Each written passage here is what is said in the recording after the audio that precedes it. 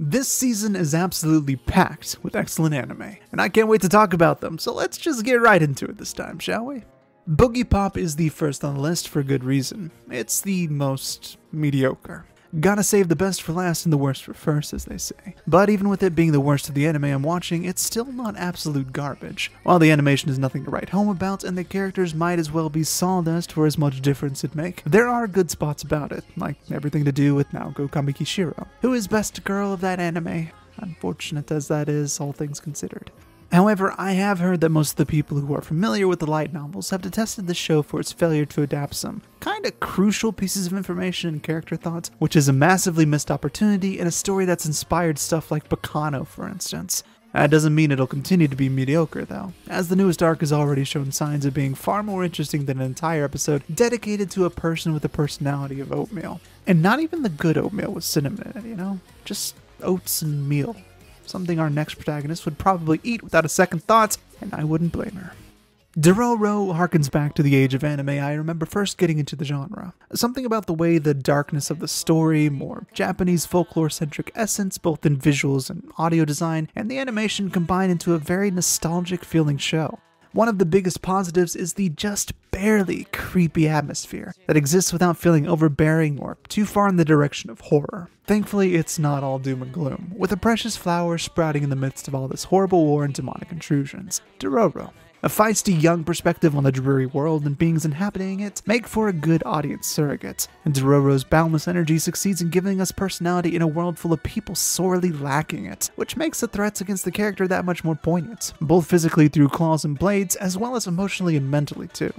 Optimism and sneakiness are going up against a big bad world, but Dororo has a good team to explore this world with, even if the other person isn't exactly the biggest talker. Exploration is, as most of you know, my favorite aspect of anime, and stories in general. A lot of anime are managing to capture that essence of exploring creative, fantastical worlds, but along with the grim and gruesome, the balance Endro provides is a welcome respite. It's not often that a saccharine anime, both in color and in attitude, can pull me in as much as this one, and I have to admit, it's a guilty, silly pleasure rather than having anything seriously worth watching. It just feels good, like eating marshmallows. I just hope I don't get sick of this show as fast, though with characters as begrudgingly funny as these, it's not very likely. Cute girls doing cute things is always going to be popular, and when you add in a spice of absurdist humor cartoonishly foiling the plot of Demon Lord turned Malolly and what feels like a little bit of Hanna-Barbera cartoons, there's not much better suited to bringing a smile to my face every single week. Of course, that's not everything that does, because Kaguya-sama Love is War brings Battles of the Heart to life in a very big way. With fantastic animation, and even stunning when you look at the third ED featuring Best Girl Chica dancing around rotoscopes, Kaguya and company bring light to what I would like to call a direct stab into the heart of romantic comedies with miscommunications and misunderstandings as their central focus. I'm talking about you gamers. No, these characters both understand quite well that the other is most likely in love with them, and it's all about getting the other confessed first. Despite taking place almost entirely in a single room, the anime manages to create fluid conversations that feel compelling to watch, with a focus on facial expressions and inner monologues that snap back and forth quickly enough to keep the viewer's attention, which is basically the complete opposite of Boogiepop and how that series should have handled its adaptation. Unfortunately, not every anime this season passes mustard, and Marinara Friends, featuring a couple of condiments looking for love in all of the genre pico de gallo, is sorely lacking that special sauce. Oh. Wait, you're telling me it's Manaria Friends? Oh, well, that changes things. Drop it.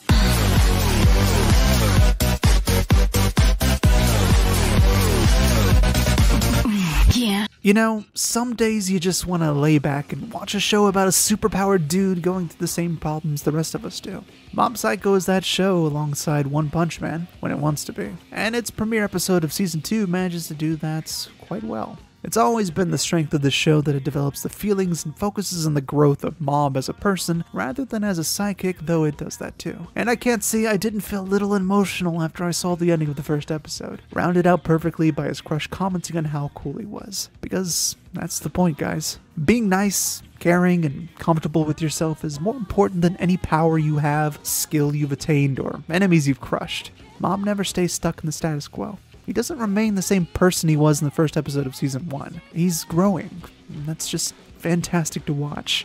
I love him. I love watching him grow. This precious little boy just keeps doing his best. I want to see where he goes next. It's been a wild ride so far.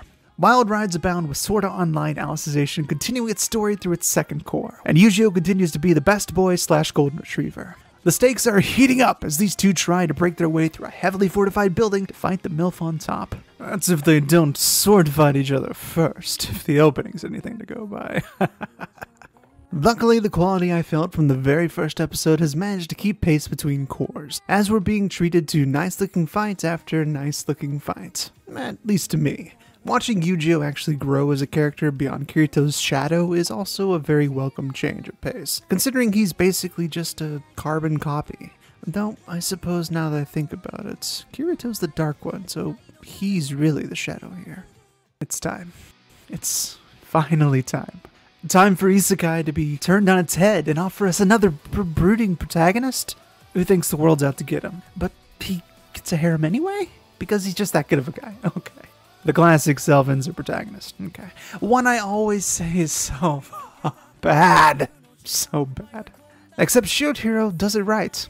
That's right, boys and girls and everything in between. Despite the controversy now since past and actually irrelevant from the beginning, this anime is actually good. Naofumi is a wonderful protagonist because he doesn't let his difficulties get in the way of his goals, even if he does get a bad attitude about it. Despite the entire country being against him, Naofumi does what he needs to do, even when purchasing a slave, which no one should argue isn't bad to do as a practice. He treats the slave well, and even supports her through the PTSD she has, helping this cute ball of fur become a badass samurai. A lot of people were complaining about the perceived misogyny, but that couldn't be further from the truth when this story is so devoted to showcasing the women that surround Naofumi in the best light, as strong protagonists who rely on the main character, sure, but not to the point of neutering their own character or growth. Events later on will also prove this further, but I don't want to spoil anything. Suffice to say, Shield Bro is named that for a reason, because he lifts up those around him and relies on them entirely thanks to the nature of his weapon, offering his co-stars more opportunities to showcase their badass skills than other shonen or isekai anime of the same type. If you want to see an example of isekai done right, you need to check no further.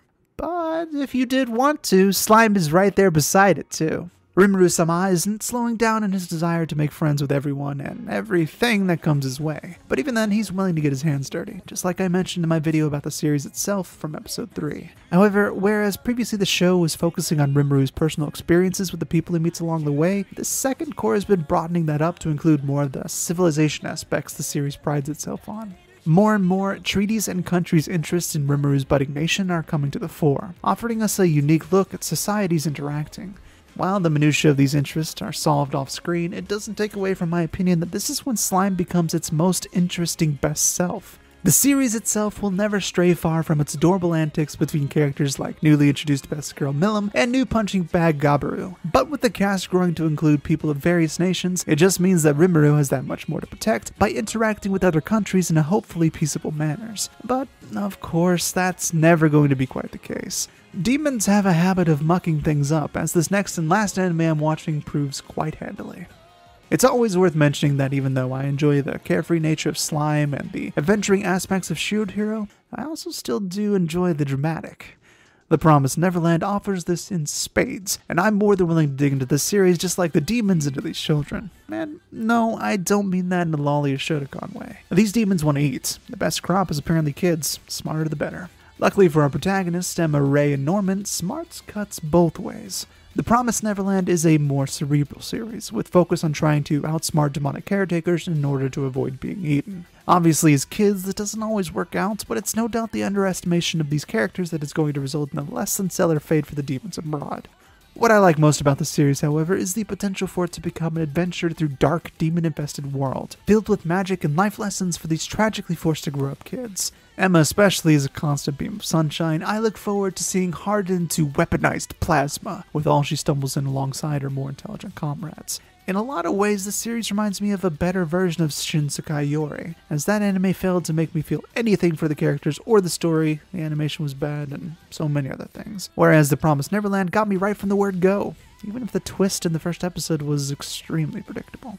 And that's a wrap for this season of anime, Winter 2019. It's a long road toward the end of the year, but with this season shaping up to be the best one in a while, I'm not sure it could be beat. I'd love to be proven wrong, but let's just say some of the isekai anime coming out soon are going to be, let's say, less than palatable for a lot of people compared to Slime and Shield Hero. In any case, please support me if you enjoy this content, either through comments or paying me directly on patreon.com. Regardless of what you do, though, I hope you remember to enjoy the way you watch anime, because as long as you're having fun, that's all that really matters. See you next time.